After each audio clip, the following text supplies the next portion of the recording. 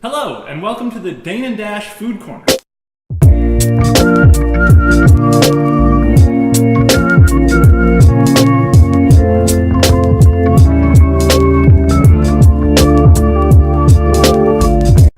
Yes, and today we are joined by our artisanal chef in residence, Giuseppe De Medici. Thanks so much, George. That's right. And anybody with a map of America will have Dane County singled out as the gastronomical capital of the Midwest. And that's for good reason.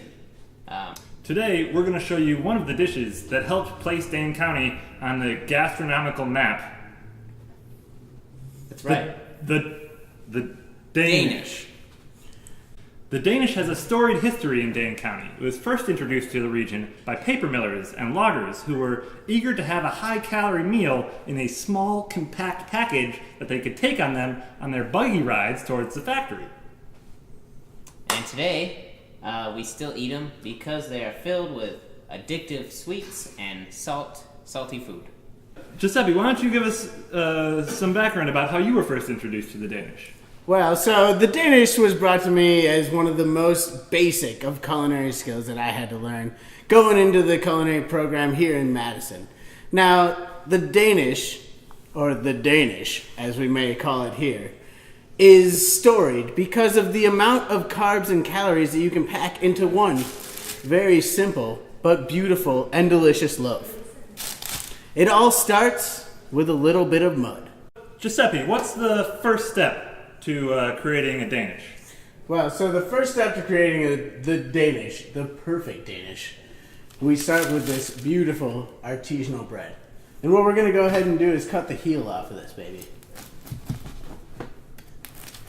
What our goal is to hollow out our bread. And we're just going to go ahead and get right in here, take out a bunch of this stuff. Because what we're going to do is fill this with high-calorie deliciousness. It's actually a 5-course meal, all in one loaf of bread. Right.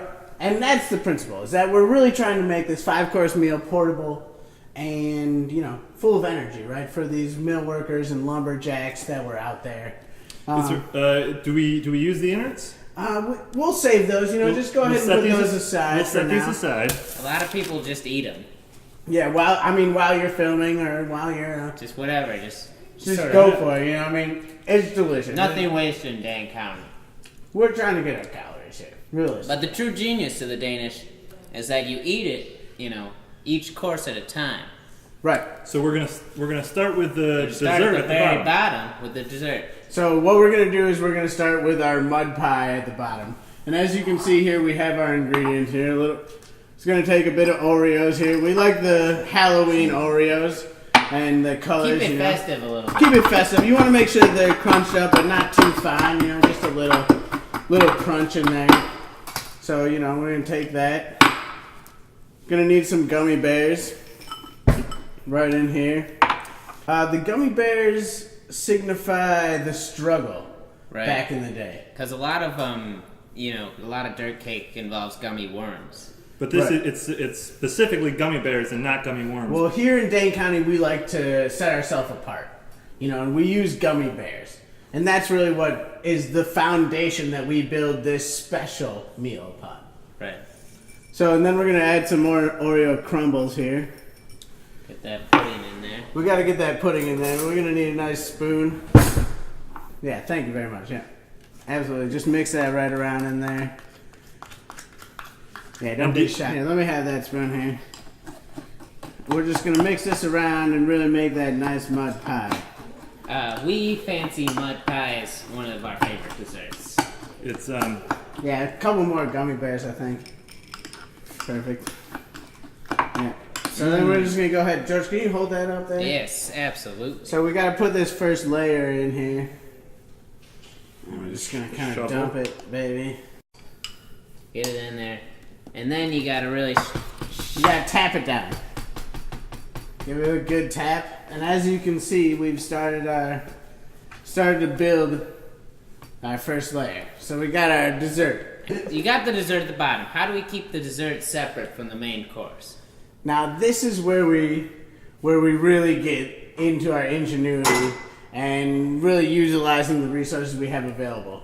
We're going to go ahead and put a pizza bagel in there. Some people use a quesadilla. We prefer pizza bagel. It's just a matter of taste. So yeah, you're going to kind of squeeze it and just drop it right in there.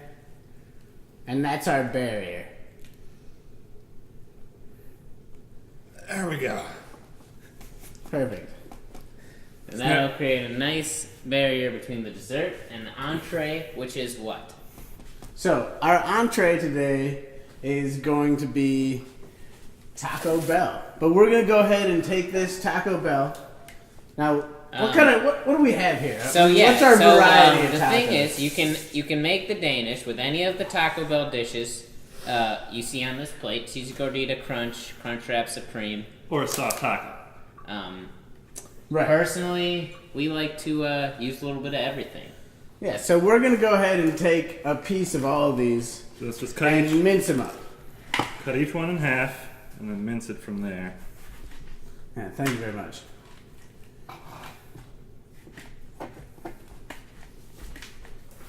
Get you this. And the Crunchwrap Supreme. So if you could do the honors. Thank Yeah, you. I'll take that, no problem. And we'll just start with our Crunchwrap Supreme. Just mince that baby up. Can I have a mixing bowl, please, George? Thank you. Yeah.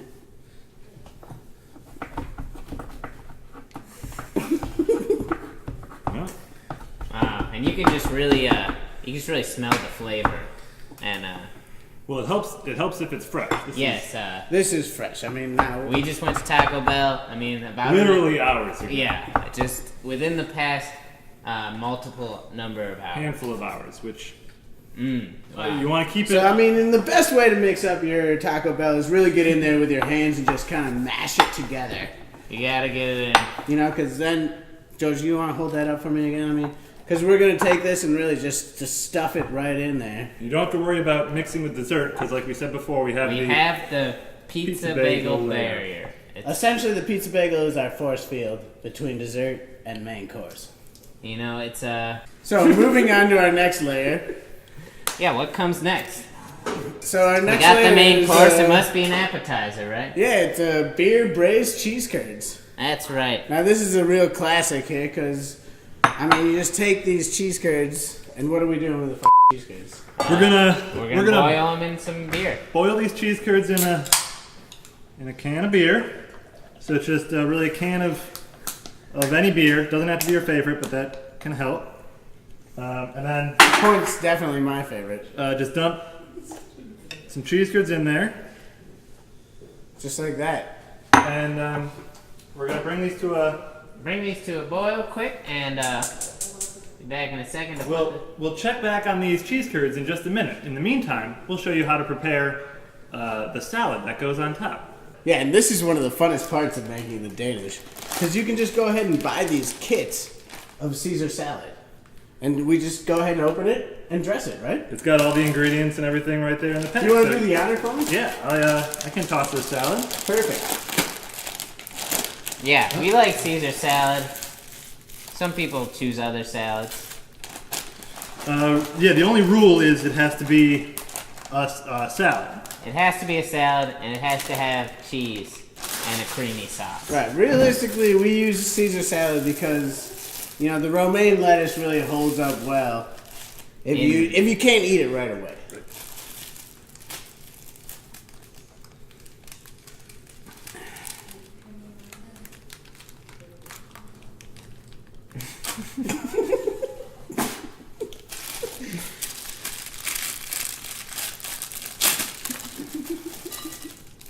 I mean, and really, Lou, the only real way to toss a salad is with your hands. That's right. So you just gotta get right in there. And you'll notice we're not really using a lot of utensils here, and that's partially due to budget constraints, but it's more so representative of the hardworking people of Dane County. That salad looks pretty tossed. So that's nice and tossed. Should we taste it? That's good. That's good. So while you're finishing that, it looks like the beer is boiling. Okay. Yeah, come here. Okay, so we're gonna strain this cheese out. Let's Go over here. And the beer, you know, you just kind of dump that. And there we got our beer boiled cheese. And we're just going to add this above that Taco Bell layer. You really want to make sure you squeeze that cheese good. There we go. That's about all we can fit in there. All right. Looks like we're ready for our last course here, boys. Caesar salad, that's right. George, you want to stuff this baby with I a would Caesar? love to. And now, Man, that looks so good. some places give you an option of soup or salad, but here at Dane Dash, we like to make it a soup and salad. So why don't we just top this off? What do we got? Oh, our special sauce. We got some gravy here, so Man, that gravy looks good. we just kind of pour this gravy on. Drop that gravy on there. You want to make sure that your gravy is nice and gelatinous, because then you know it's full of cornstarch, and we love cornstarch. That's right. And you go ahead and We're going to put the top back on, and now we're going to bake it. that's right. So- And how do we bake this? Yeah, what's our temperature on this? It's going to be about 400 degrees for 45 minutes. But if that's too hot, just do it for less time and with less heat. But first, you just gotta really wrap it up tight. Yeah, this is one of the keys, is to wrap up. So I'll kind of wrap it like you'd wrap a baby. So real nice and firm. Lots of hands on. Squeeze it a little bit. And then we're just gonna pop it right in the oven. And when we're ready, we will have our Danish. This simple, easy treat filled with food. It looks like the Danish is almost done. Oh, and that's the timer. Oh, I can smell it. It smells Man, it smells delicious. like a real, like a lot of different food smells all at once. It smells like there's been, 20 people cooking in your house for 2 hours.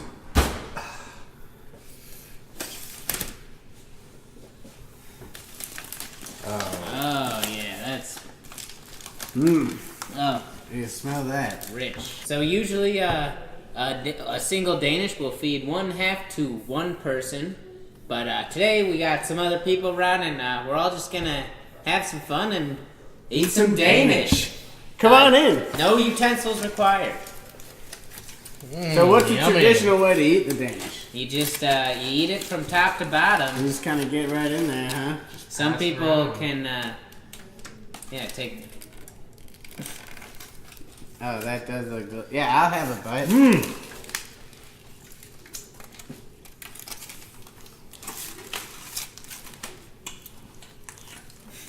Oh man, that's good Danish. Pass it Sure. over. I'll take. Wow. Man. That could be one of the best Danishes I've ever made. Yeah, I'll have another bite. have some more. Yeah. Save some for me.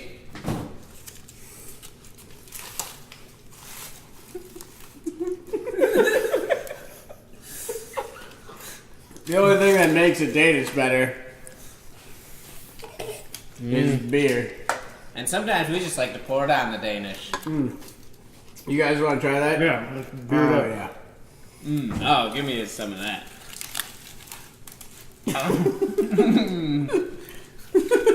Oh my god. That is good. That is a next level Danish. Wow. Yeah. You gotta do it.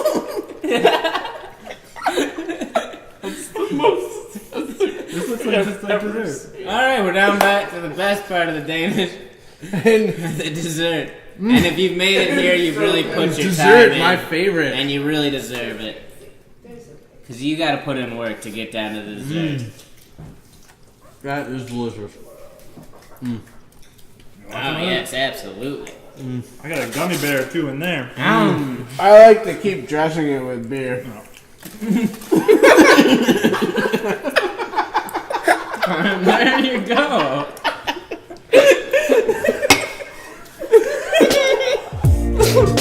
I like the warm gummy bear. Put the beer on it.